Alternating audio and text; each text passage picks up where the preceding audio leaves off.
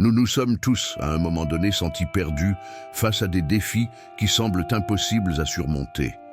La vie nous présente des obstacles qui mettent à l'épreuve notre patience, notre capacité de résistance et surtout notre intelligence. Mais la force brute résout-elle tout ou existe-t-il une puissance encore plus grande qui peut ouvrir des chemins là où il n'y avait auparavant que des murs? Ulysse, le héros de l'Odyssée, nous enseigne que la véritable force ne réside pas seulement dans les muscles, mais dans l'esprit. Pendant des années, il a fait face à des dangers inimaginables dans sa quête de retour chez lui, mais il n'a jamais été le plus fort de ses ennemis. Il a vaincu des monstres, déjoué les dieux et surmonté des pièges mortels en utilisant une seule arme, son intelligence. Maintenant, pensez à votre propre vie. Combien de fois avez-vous été confronté à des défis qui semblaient sans issue? Combien de fois la patience et la stratégie ont-elles été plus efficaces qu'une impulsion immédiate? Restez jusqu'à la fin de cette vidéo, car cette histoire peut vous faire voir vos propres défis d'une manière complètement différente.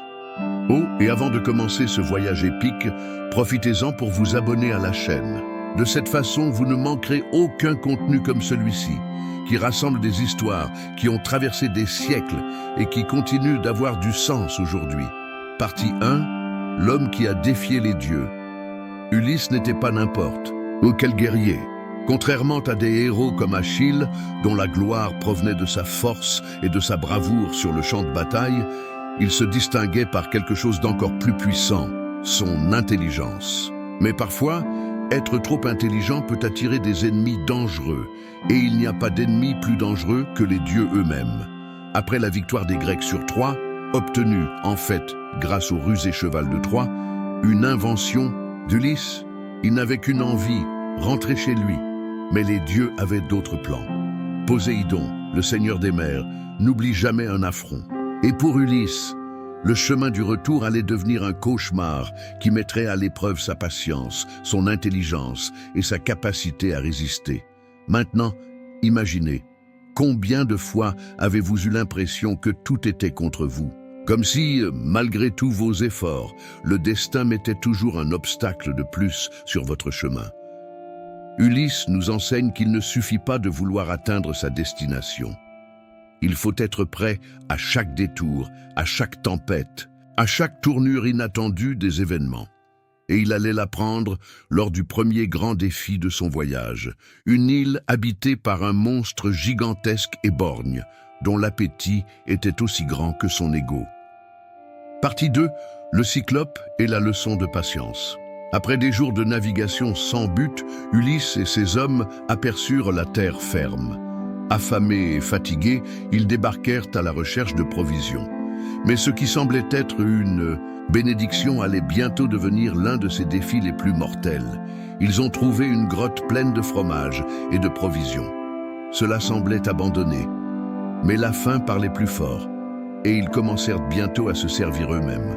Ils ne savaient pas que ce n'était pas un lieu commun. Ils étaient entrés dans la demeure de Polyphème, un immense cyclope, fils de Poséidon lui-même. Un être monstrueux qui ne connaissait aucune pitié et considérait tout intrus comme une simple collation. Lorsque le cyclope revint et trouva les hommes là-bas, il n'y eut aucune conversation. Il scella la grotte avec un énorme rocher et, sans hésitation, attrapa 2 des marins et les dévora sous les yeux terrifiés des autres. Ulysse savait que réagir violemment serait inutile. Le monstre était beaucoup plus grand et plus fort. Mais il n'avait pas besoin de force. Il avait besoin d'intelligence. Maintenant, pensez-y. Combien de fois nous sommes-nous retrouvés coincés dans des situations difficiles où réagir de manière impulsive ne ferait qu'empirer les choses? La colère peut être un poison. Le désespoir peut nous aveugler. Ulysse aurait pu essayer de se battre sur place, mais il savait que c'était inutile. Il a donc fait ce que beaucoup d'entre nous oublient de faire. Il a attendu, prévu. Avec patience, il a élaboré un plan. Il dit au Cyclope que son nom était Personne. Et quand le moment fut venu, il enivra le monstre avec du vin fort. Polyphème rit, ne sachant pas qu'il tombait dans un piège. Dès que le géant s'endormit, Ulysse et ses hommes aiguisèrent un pieu et l'enfoncèrent dans l'unique œil du monstre. Le rugissement de douleur du cyclope résonna dans la grotte, mais lorsque les autres géants demandèrent qui l'attaquait, il ne put que crier « Personne! Personne ne me fait de mal !» Et donc, personne n'est venu l'aider. Mais il restait un problème. La grotte était toujours fermée. Comment s'échapper? Ulysse dut réfléchir une fois de plus. Le lendemain, lorsque le cyclope ouvrit le passage, pour laisser sortir son troupeau, Ulysse et ses hommes s'attachèrent sous les moutons et s'échappèrent inaperçus. Voici la véritable leçon. Nous n'avons pas toujours besoin de briser les obstacles par la force. Parfois, la meilleure solution est la patience, la stratégie et le bon moment pour agir. Partie 3. Le poids des choix et le prix de l'intelligence. Le plan avait fonctionné, ils se sont échappés. Mais Ulysse était un homme fier, et l'orgueil peut souvent transformer une victoire en un nouveau problème. Alors que le bateau s'éloignait de l'île, Ulysse ne put résister à l'envie de se moquer du monstre qui l'avait trompé. Il se tourna vers le rivage et cria « Cyclope insensé, c'est Ulysse, fils de Laërte, qui vous a trompé !» À ce moment-là, Polyphème, aveuglé par la douleur et la fureur, leva les mains vers le ciel et cria vers son père. Poséidon, le dieu de la mer, a entendu l'appel, et c'est ainsi que le voyage d'Ulysse, déjà difficile, devint encore plus tortueux. Maintenant, arrêtez-vous et réfléchissez. Combien de fois l'orgueil vous a-t-il causé des ennuis? Combien de fois le besoin de prouver quelque chose aux autres vous a-t-il poussé à parler ou à agir sans penser aux conséquences? Ulysse avait gagné, mais sa vanité lui fit gagner un ennemi puissant. Poséidon, pris de colère, jura qu'Ulysse n'atteindrait jamais facilement Ithaque. Le dieu ferait de la mer son pire ennemi, créant des tempêtes, des retards et des malheurs qui feraient de son voyage une odyssée sans fin. Dans la vie, nous réussissons souvent quelque chose grâce à l'effort et à la stratégie, mais un faux pas émotionnel peut tout gâcher. Ce à quoi Ulysse allait être confronté ensuite serait la preuve que l'intelligence sans maîtrise de soi peut être une arme à double tranchant. Il s'en rendra bientôt compte en arrivant sur l'île d'une sorcière qui non seulement comprenait les faiblesses humaines, mais les utilisait contre ceux qui se laissaient emporter par leurs propres pulsions. Partie 4. L'île de Circé et le danger des illusions après des jours de navigation sous les tempêtes de Poséidon. Ulysse et ses hommes aperçurent une île enveloppée de brume. Contrairement à la brutalité à laquelle ils étaient, confrontés avec Cyclope, cet endroit semblait être le paradis. Des fruits juteux pendaient des arbres, des ruisseaux clairs traversaient le paysage et le chant des oiseaux remplissait l'air. Mais s'il y avait une chose qu'Ulysse savait, c'était que rien dans son voyage n'aurait un prix. La faim et la fatigue parlaient au plus fort et il décida d'envoyer une partie de son équipage explorer les lieux. Les marins suivirent une piste jusqu'à ce qu'ils trouvent un magnifique bâtiment. Au centre, une femme d'une beauté envoûtante les attendait. Son nom était Circé. La sorcière les accueillit avec un riche banquet et du vin doux. Épuisés, les hommes se livraient à la nourriture sans hésiter. Mais dès que la boisson toucha ses lèvres, quelque chose changea. Leurs corps rétrécirent, leurs membres se déformèrent, et bientôt, là où il y avait des hommes, il n'y avait plus que des porcs. Circé avait transformé l'équipage d'Ulysse en animaux. Maintenant, réfléchissez-y. Combien de fois quelque chose qui semble parfait et irrésistible nous conduit-il dans un piège? Dans la vie, le danger ne vient pas toujours avec des dents acérées ou des armes dégainées. Souvent, ce qui nous détruit, ce sont les plaisirs faciles, les tentations qui nous font baisser la garde. Mais Ulysse ne tomba pas si facilement. Contrairement à ses hommes, il hésitait. Et avant d'affronter Circé, il chercha de l'aide. Le dieu Hermès apparaît et lui donne un conseil. Pour résister au charme de la sorcière, il lui faudrait une herbe magique appelée Molly, qui le rendrait immunisé au sort. Avec la plante en main, Ulysse fit face à Circé. Lorsqu'elle essaya de le charmer, elle découvrit que son sort n'avait aucun effet. Pour la première fois, quelqu'un avait résisté à ses pouvoirs. Impressionné, Circé non seulement libéra les hommes d'Ulysse, mais devint également son allié, lui offrant abri et conseils pour la prochaine étape du voyage. Mais Ulysse y a appris une précieuse leçon. Le danger ne se présente pas toujours sous la forme d'un ennemi évident. Parfois, cela se présente sous une forme de réconfort. Et combien de fois n'avons-nous pas commis la même erreur? Nous cédons au plaisir momentané sans penser aux conséquences. Nous cédons à ce qui semble facile, mais qui, au final, nous transforme en quelque chose que nous ne voulons pas être. Ulysse et ses hommes resteront sur cette île pendant une année entière. Mais le temps passait et le voyage était loin d'être terminé. La prochaine destination, le royaume des morts lui-même. Partie 5. Le royaume des morts est la vérité que nous ne voulons pas entendre. Ulysse avait affronté des monstres, des tempêtes et des sorcières, mais rien ne pouvait le préparer à ce qui allait suivre. Après un an sur l'île de Circé, il reçut un avertissement. S'il voulait rentrer chez lui, il devrait descendre aux enfers et consulter l'esprit du devin Tirésias. Lui seul pouvait révéler le chemin du retour vers Ithaque. Mais réfléchissez-y. Combien de fois, pour avancer, devons-nous faire face à des vérités que nous avons évitées? Vous cherchez des réponses que nous craignons? Ulysse n'avait pas le choix. La seule issue était d'avancer, même si cela signifiait regarder la mort dans les yeux. Naviguant au-delà du monde des vivants, Ulysse arrive dans un pays où le soleil ne brille pas. L'air était épais, le silence pesant. Il accomplit un rituel, et bientôt des ombres commencèrent à apparaître autour de lui. La première vision qu'il eut fut dévastatrice. L'esprit de sa propre mère. Elle était morte de tristesse, attendant son retour. Mais il ne pouvait pas se perdre dans la douleur. J'avais besoin de trouver Tirésias. Le devin apparut et lui révéla ce qu'il craignait le plus. Son voyage serait encore long et plein d'épreuves. Il lui faudra traverser des mers dangereuses, résister aux tentations et surtout apprendre à se contrôler. Sinon, je ne rentrerai jamais chez moi. Maintenant, arrêtez-vous et réfléchissez. Combien de fois avons-nous entendu de dures vérités sur nous-mêmes? Combien de fois ignorons-nous les avertissements et insistons-nous sur des chemins qui nous mènent à la douleur? Ulysse a dû entendre que la plus grande bataille n'était pas contre des monstres ou des dieux, mais contre ses propres faiblesses.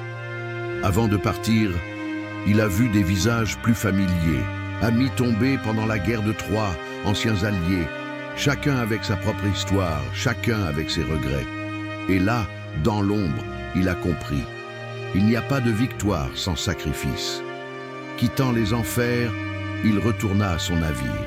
Désormais, il portait un nouveau poids, la certitude que son voyage ne prendrait fin que s'il parvenait à se surmonter. Et c'est là le défi pour nous tous, n'est-ce pas? Au final, la plus grande bataille n'est pas contre le monde, mais contre ce que nous portons en nous. Partie 6. Les sirènes et le danger des voix que nous voulons entendre. Après son retour du royaume des morts, Ulysse continue son voyage avec son équipage. Désormais, il savait que la route vers Ithaque comportait encore des défis, et l'un des plus périlleux l'attendait juste devant lui, le chant des sirènes. Circé avait déjà prévenu, les sirènes n'attaquaient pas avec des griffes ou des crocs, mais avec quelque chose de bien plus dangereux, les mots. Ces chansons étaient des promesses irrésistibles, offrant tout ce qu'un homme pourrait désirer entendre. De nombreux marins, attirés par ces mélodies hypnotisantes, s'égarèrent de leur route et firent naufrage, perdus à jamais. Mais Ulysse était rusé. Il savait que la seule façon de surmonter cette épreuve n'était pas de l'affronter de front, mais de reconnaître sa propre faiblesse. Il élabora alors un plan. Il ordonna à ses hommes de se boucher les oreilles avec de la cire pour ne pas entendre le chant des sirènes. Lui, qui voulait comprendre le danger sans y succomber, ordonna qu'on l'attache au mât du navire. Maintenant, réfléchissez-y. Combien de fois nous laissons-nous emporter par des mots qui nous disent exactement ce que nous voulons entendre?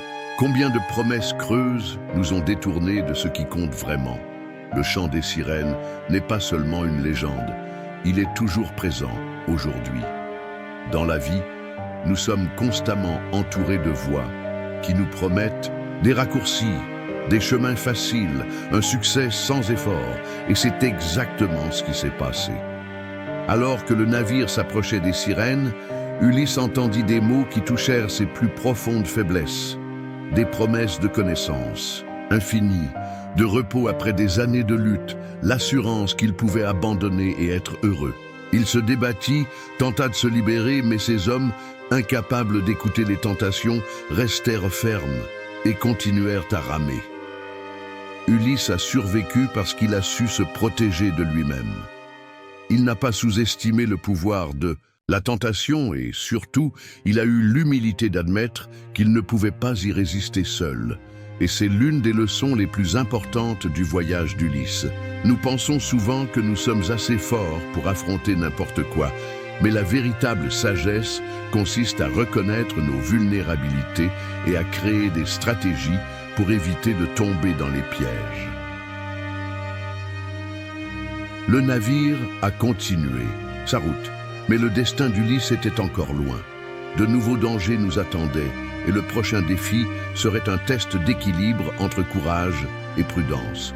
Car le chemin du retour passerait entre deux terreurs antiques, Scylla et Charybde. Partie 7. Scylla et Charybde. Le dilemme entre danger et perdition. Ulysse et son équipage avaient échappé au chant des sirènes, mais ils furent bientôt confrontés à un autre dilemme. Devant, un chemin étroit entre deux monstres, Scylla, une créature à tête multiple qui dévorait quiconque osait s'approcher, et Charybde, un tourbillon monstrueux qui engloutissait tout ce qui tombait dans ses eaux. Ces deux décès étaient inévitables, mais Ulysse savait qu'il ne pouvait les éviter ni l'un ni l'autre. Ce serait un choix entre le moindre mal, perdre quelques hommes à cause de Scylla, ou risquer qu'ils soient tous engloutis par Charybde. Aux yeux d'Ulysse, la situation était désespérée. Mais il savait au fond de lui que la vie est pleine de choix difficiles et que chaque fois que nous décidons de quelque chose, il y a un prix à payer. Il choisit de passer près de Scylla, calculant qu'il serait préférable de sacrifier quelques hommes plutôt que de les risquer tous. Alors que le navire s'approchait de la créature, Ulysse sentit le poids de la décision. Il savait que soit son choix stratégique, la douleur de perdre ses hommes serait immense. Mais en même temps, il comprenait que parfois, nous devons choisir le chemin le plus difficile pour survivre, une leçon que la vie nous enseigne à chaque tournant. Ulysse regarda les hommes tomber dans les griffes de Scylla, mais au loin, il vit l'obscurité du tourbillon qui engloutissait l'eau de mer. Ces hommes, espérant échapper à la monstruosité, désespérèrent. Mais il n'y avait plus de temps pour faire demi-tour. Le choix était fait. Il avait, une fois de plus, fait usage de son intelligence, mais il ressentait maintenant le poids d'avoir perdu. Le dilemme auquel Ulysse a été confronté est le reflet direct des choix difficiles que nous faisons tous tout au long de la vie.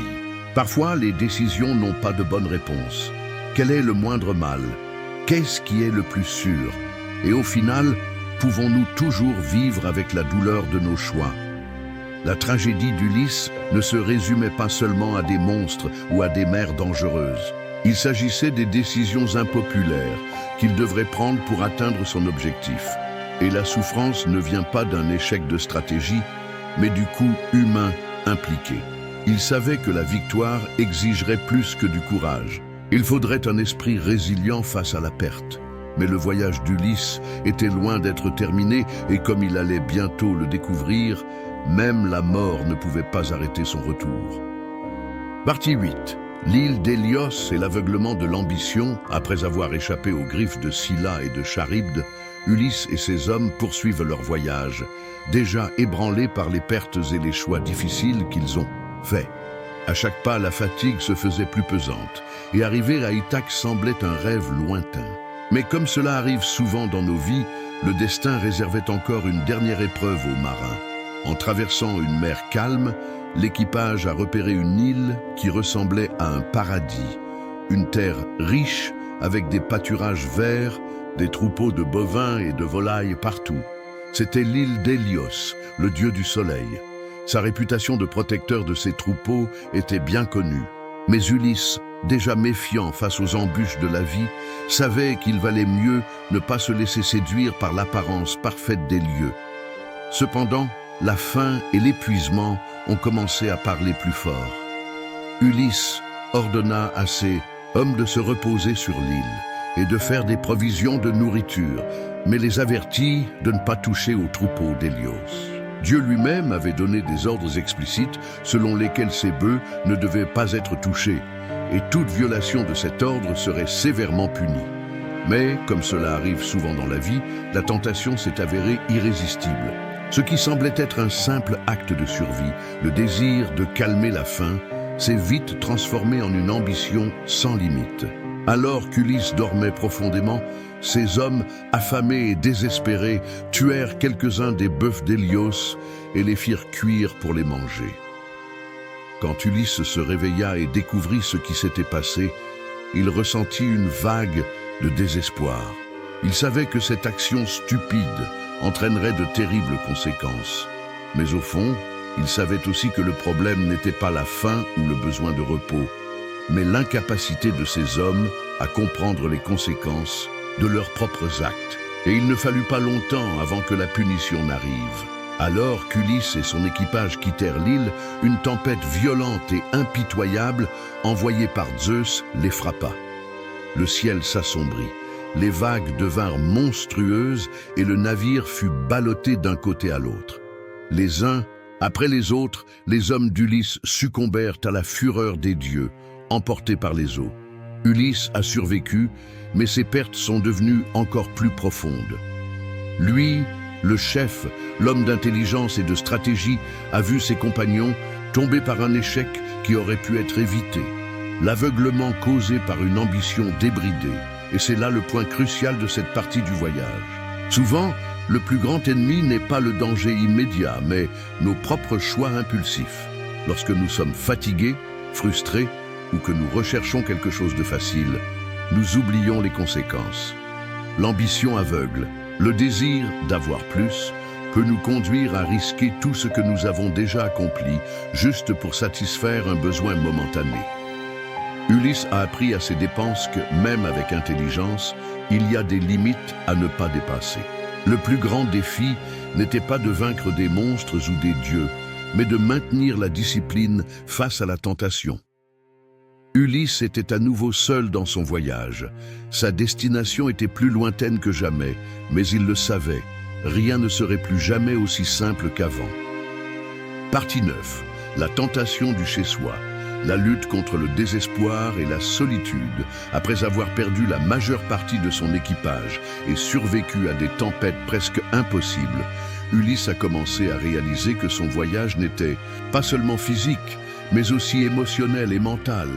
Il était fatigué, le temps semblait s'étirer à l'infini, et Ithaque, sa maison, ressemblait plus à un lointain souvenir qu'à une réalité tangible. Mais, comme pour nous tous, le souvenir de quelque chose que nous aimons peut être à la fois une motivation et une prison. Ulysse, regardant en arrière, ressentait un désir croissant pour sa femme, Pénélope, et son fils, Télémaque. Mais le désir s'est progressivement transformé en quelque chose de plus sombre, la peur de ne jamais revenir. C'est alors qu'il arriva sur l'île d'Ogygie où la déesse Calypso l'accueillit. Calypso, immortelle et fascinante, lui offrait quelque chose de tentant, l'immortalité à ses côtés, une vie sans fin et sans douleur, loin des batailles, de la solitude et de la souffrance.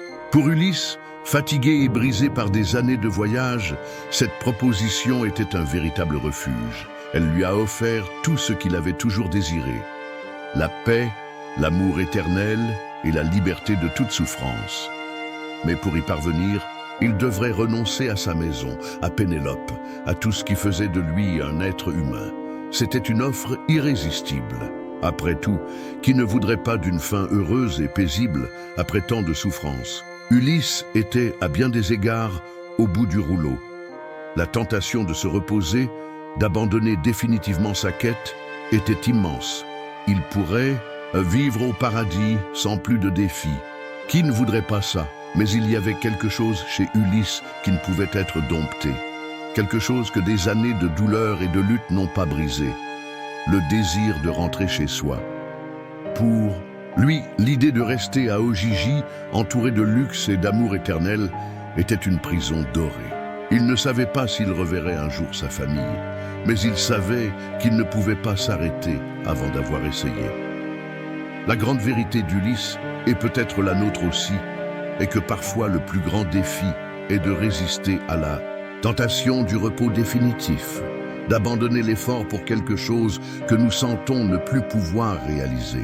Que faisons-nous lorsque nous nous sentons vaincus et que les récompenses les plus faciles sont à notre porte? Que signifie continuer à se battre lorsque la douleur est trop grande? Ulysse, toujours aimant sa famille, ne se laissa pas séduire par une éternité sans but. Il a choisi le retour, le combat. Comme beaucoup d'entre nous, il a compris que le véritable foyer n'est pas simplement là où l'on est, mais là où l'on trouve du sens. Mais le combat ne sera pas facile. La solitude et l'éloignement de sa patrie pesaient encore lourdement sur ses épaules. Cependant, ce qu'il a découvert à ce moment-là, c'est que la véritable force ne vient pas de la résistance à la douleur, mais d'apprendre à vivre avec elle et à continuer d'avancer, même lorsque nous ne pouvons pas voir la ligne d'arrivée. Partie 10. Le retour à Ithaque.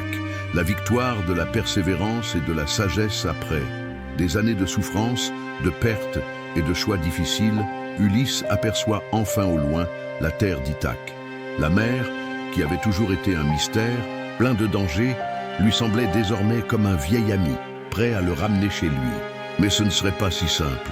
Le voyage d'Ulysse l'avait transformé, non seulement physiquement, mais aussi spirituellement. Il n'était plus le même homme qui était parti pour la guerre de Troie. Il portait désormais non seulement l'expérience de tous les défis, mais aussi la sagesse durement acquise.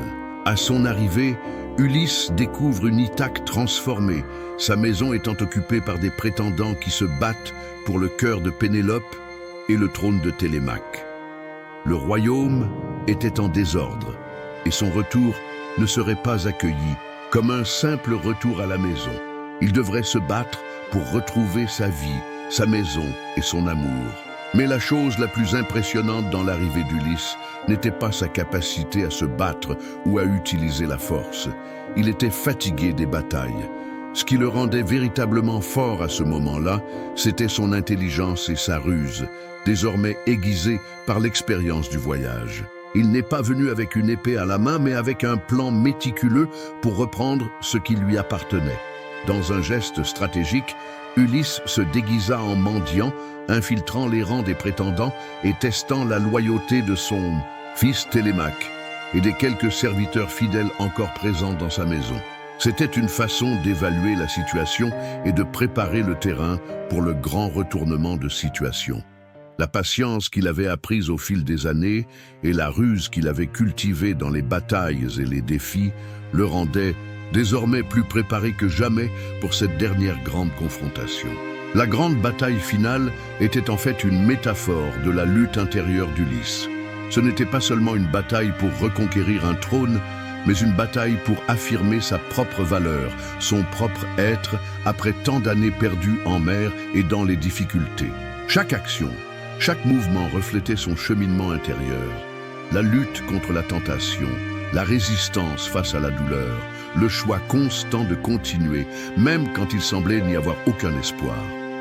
Lorsqu'Ulysse vainquit les prétendants et regagna sa place à Ithaque, il célébra non seulement sa victoire physique, mais aussi sa victoire sur son propre voyage. Il avait appris que ce n'était pas la force qui le définissait, mais la persévérance, la patience, la capacité d'utiliser son esprit face aux plus grands défis de la vie. Son retour n'était pas seulement un retour à la maison physique, mais un retour à l'équilibre intérieur. Il savait que son voyage ne s'arrêterait pas là. Il lui faudrait encore faire face aux conséquences de ces années d'absence, mais désormais, il avait une nouvelle perspective. La vraie victoire, c'est de savoir tenir bon, même quand tout semble perdu. Et la leçon ultime d'Ulysse pour nous tous est claire. Les voyages que nous entreprenons ne concernent pas seulement la destination, mais aussi la personne que nous devenons en cours de route. Chaque défi, chaque tentation, chaque choix difficile façonne qui nous sommes. Ulysse a utilisé son intelligence et sa stratégie pour survivre. Mais plus important encore, il a appris que la vraie force réside dans le fait de ne jamais abandonner, de toujours chercher, de toujours apprendre et surtout d'avoir toujours de la patience. Car, comme il le savait bien, le retour à la maison n'est que le début d'un nouveau voyage. Ainsi, l'histoire d'Ulysse, le héros qui a utilisé son intelligence comme sa plus grande arme, nous enseigne que, dans la vie, c'est la ruse, la patience et la persévérance qui nous font avancer, aussi longs et difficiles soient-ils. Si vous avez apprécié ce voyage épique et les leçons qu'il apporte, n'oubliez pas de vous abonner à la chaîne pour plus d'histoires qui vous font réfléchir aux défis de la vie et à la manière de les affronter avec intelligence et sagesse. Veuillez partager cette vidéo avec toute personne qui, selon vous, pourrait bénéficier de ces leçons. Et rappelez-vous, comme Ulysse, la vie est un voyage et nous cherchons tous notre propre chemin vers la maison.